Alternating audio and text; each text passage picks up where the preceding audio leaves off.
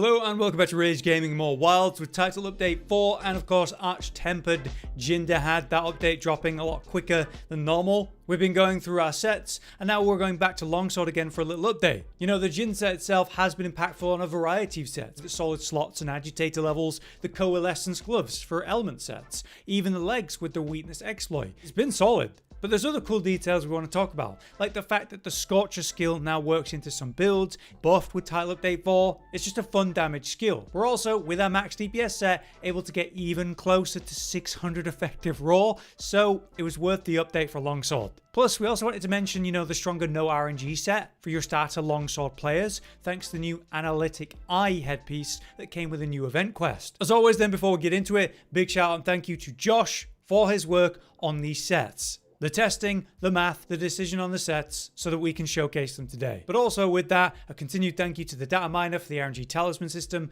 That's information we still rely on. So thank you to DTL Null. Right, quick reminder of your ideal Gogma Artian setup. In the base Artian, you're going to create a weapon that has an element and then match it to the target ideally. Or you go for a status and just use this universally across the monsters, like paralysis. But element matching is better and important in the context of something like Gog and his dragon element hit zones and the fire effects. For the weapons Gogma setup though, you want your active skills to be gore, Magala's Tyranny and Lord Soul, which is very common across many weapons now. And of course the reinforced bonuses, which are going to be 2 attack boost EX, 1 sharpness boost EX, and the remaining 2 lines, the remaining attack boosts. Level 3 will be the highest you can get those. This gets you to a starting point of 257 raw. You use attack mutated parts to actually craft the Gogma setup, so that gives you even more raw at the cost of some affinity.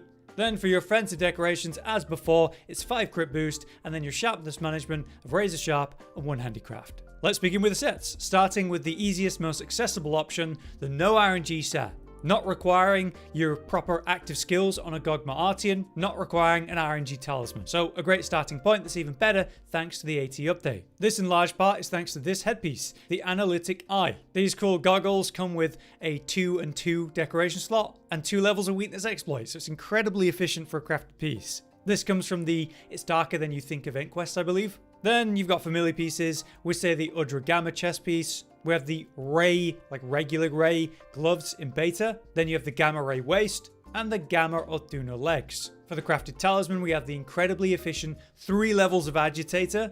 So again, AT update pretty great. With these decorations, we achieve this skill list, importantly giving you the quick sheath that you need. And the 2 levels of Divine Blessing for those 1 slots, you could work in a different skill, whatever's relevant that you want. But for the set bonuses, you can see you get Thunderous Roll 1, and we'll have Guts Tenacity as well. Naturally, my weapon has an extra level on it, but we're not expecting you to have the active skills for this set. A quick rundown of the math then. 257 base raw with a proper setup, multiplied by 5% from Guts, getting you to 269.85. We increase it from these flat sources, getting you to 325.85. Multiply that by the white sharpness, and you get to 430.1. We have 73% reliable affinity from these sources. And with 5 crit boost, that's a 40% damage boost, 73% of the time from the affinity. So multiply that by a last number, and that is 556 effective raw. The trade you're making compared to the previous no RNG set then is 1 less burst, but overall you gain a Wex, and ultimately it's 6 effective raw increase, which is definitely better. Now if you were planning on actually committing a little bit more, so no Gogma RNG, but a proper RNG Talisman, like a God Roll, this is what we would go for instead for better results. So you have the Ray Gamma Helm, the new Gog chest piece in beta specifically. This is important because its set bonus extra skill is Rathalos Flare or Scorcher. I'll explain that in a sec. So that's why we're using the Guardian Rathalos gloves in beta for that set bonus of Scorcher. Then we have the Ray Gamma waist, and the new Jin Dahaad Gamma legs. Make sure as well your gloves are transcended, but then for your talisman you have a few options for a God roll. You want 3 attack boost and then the 1 offensive decoration slot to go to attack boost for the % bonus. Then you have a secondary line. That secondary line could be burst, weakness exploit like I have, latent power, and then you redecorate based on whichever you got on the second line here. But importantly, it needs to have these 2 1 slots to allow for 3 levels of quick sheath, which obviously we would need as longsword. So God roll for sure, but at least some variety in what you can get. So here's the decorations we use to achieve this skill list. So there's the first page, here's the next page, and here's the last page. Importantly, you get, Guts Tenacity here. Thunderous Roar, but Scorcher 1.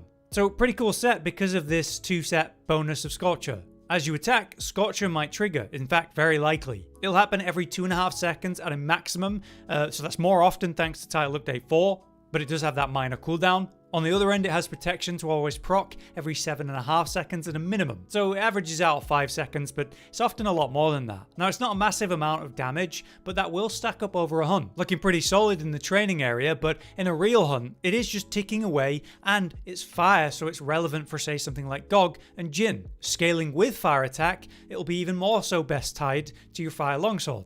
They actually increase the amount of attacks that trigger these kind of damage skill pops as well with Title Update 4. So now it starts to trigger on things like Spirit Thrust, Helmbreaker, and Spirit Blade 2 on top. So overall, pretty cool as an effect, getting a relevant damage skill in a set. Let's take a look at the math. 257 base raw, multiplied by 7% from attack 4 and Lord Soul, bringing you to 274.99. Increased by these flat sources, you get to 330.99, and then multiplied by the white sharpness, that gets you to 436.9. We have 77% reliable affinity from these sources, and with that we have 5 crit boosts, that's a 40% damage increase, 76% of the time. Multiply that by a last number, and that gets you to the very respectable 570 effective raw, with, on top, the 2 set of Scorcher.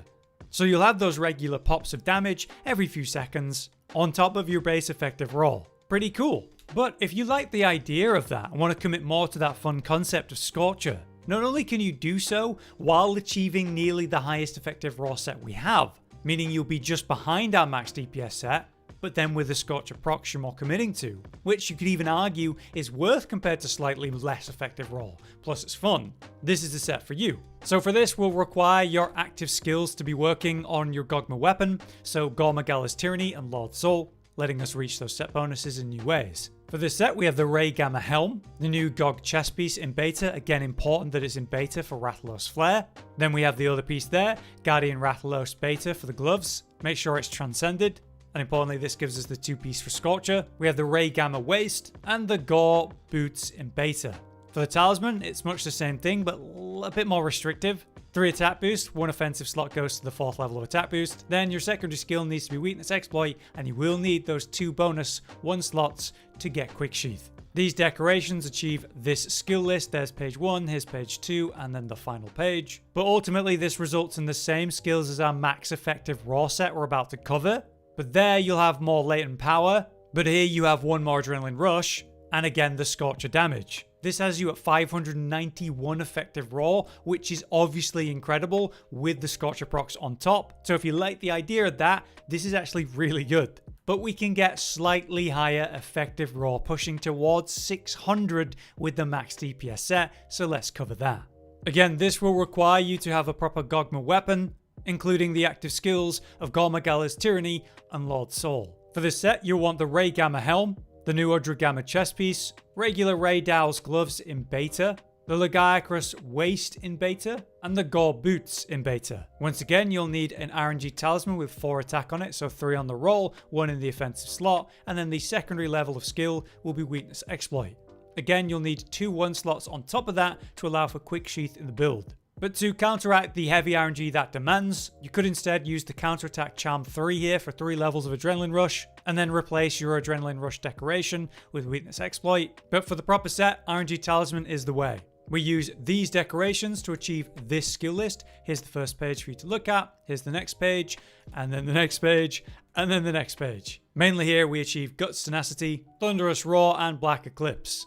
Here's a quick look at the math to show how high this gets. 257 base raw, multiplied by 7% thanks to Guts and Attack 4, getting us to 274.99. Increase it from these flat numbers, we get to 325.99. Multiply by 32% for white sharpness, that gets you to 430.3. Then we have 95% reliable affinity from these sources of it, and of course with a 5 crit boost, that's a hefty 40% damage increase 95% of the time. So we multiply that by a last number, and that brings you to 594 effective raw.